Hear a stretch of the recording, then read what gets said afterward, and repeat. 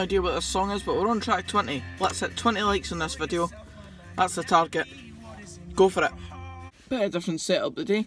I'm waiting on Jenny coming to our college interview, so if you want to wish her luck in that, or wish her luck after she's obviously been to the interview, because this one's going up after she'll have done the interview, but I'm here in a car park for one of the college campuses, and I'm here to talk about the game tomorrow night. Obviously, the main culprit that we're looking towards is Nicky Clark. He's scored 6 goals in his last 8 games for Dundee United, and we all know the history.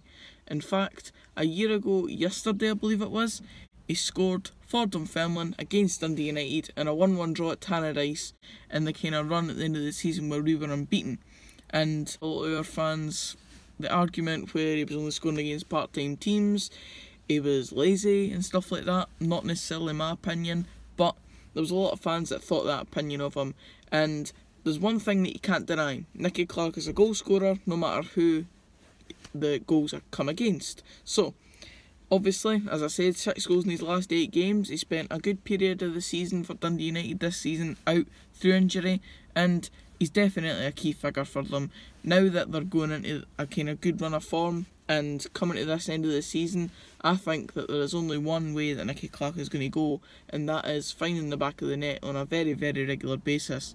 It's what he does best, and it's what Dundee United brought him in for. Csaba László, obviously at the time, probably one of his best signings that he's made, and for all that Nicky Clark didn't exactly go in all guns blazing at the very start of his Dundee United career, he's certainly proven his worth now.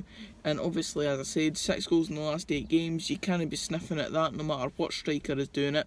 And if you're a Dunfermline fan, you're probably not going to be his best pal tomorrow night, but in my opinion there's no doubting that he's the type of player that any squad needs, and we're lucky now that we've got a player in Bruce Anderson who can find the back of the net on a regular basis. If we didn't have him, then you'd probably be looking at tomorrow night's game thinking, if we had a Nicky Clark in the squad, you would be just delighted because he's a guaranteed goal scorer. And I'm being very defensive with the Nicky Clark stuff. To be honest, I would love him back at Dunfermline because he is a goal scorer, and if I'm being honest, I do think he was here because his dad was here, and I think that's really the truth of it. I don't think he would have left Bury at the time he did to come to Dunfermline if Sandy Clark wasn't involved at Dunfermline at the time. So we probably had Sandy Clark to thank for even having Nicky Clark as a regular goal scorer, and partly getting into the playoffs as well last season. And as I said, there's just no doubt in my mind that Nicky Clark is going to be a massive threat tomorrow night. And when we played Alloa recently, I made a video called Keep Troughton Quiet.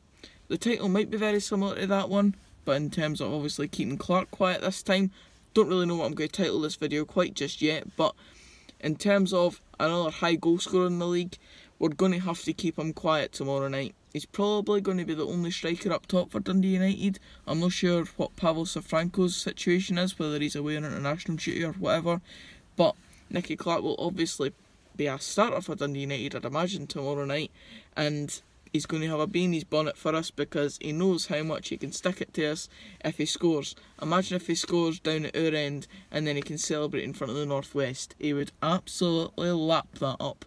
And we've seen these celebrations when he scored goals, or at least claimed the goals, in recent games against us just this season, that he just loves it. And he knows that a lot of our fans give him stick, and quite rightly, he's getting it up them when he gets the chance.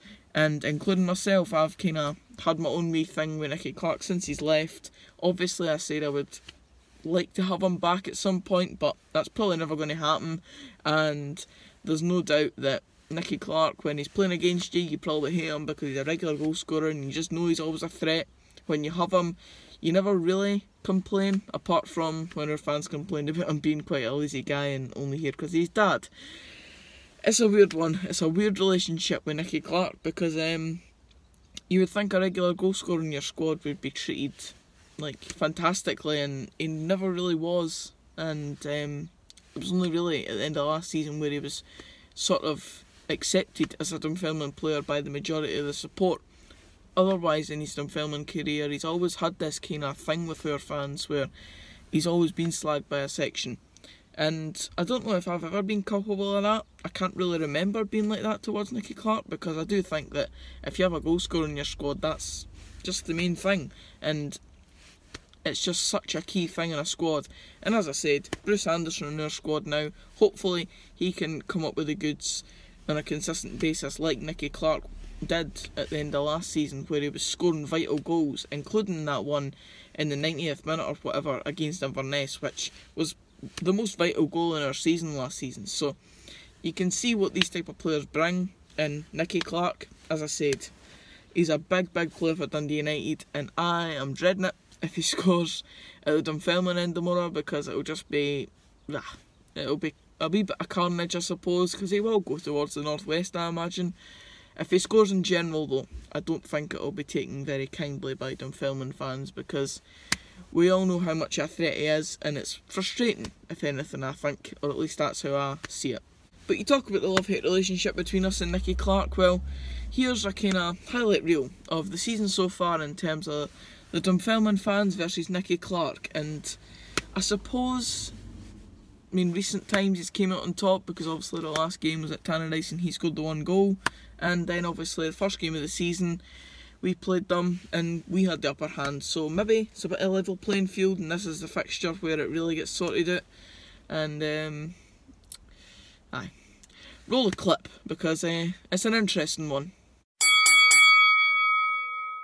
Number 10, Nicky Clark.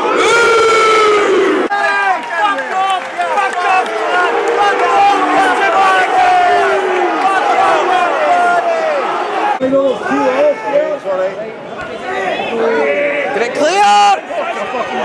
No! No! No! No! No hit! Oh no! Oh no!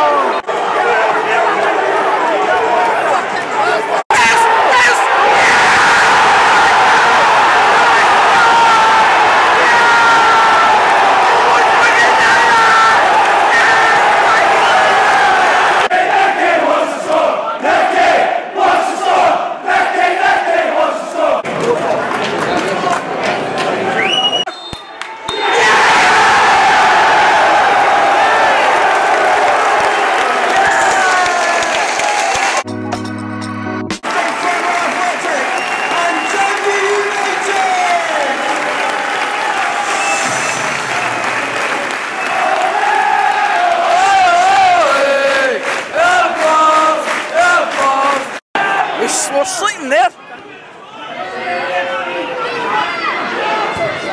No, no, Nicky! Ah!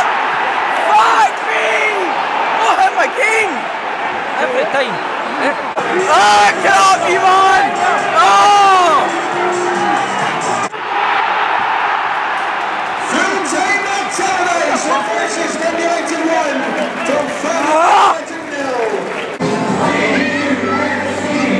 Tomorrow night we find out the result.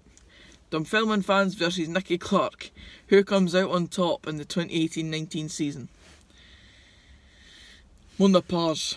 Hopefully we're chanting, Nicky, Nicky, what's the score, eh?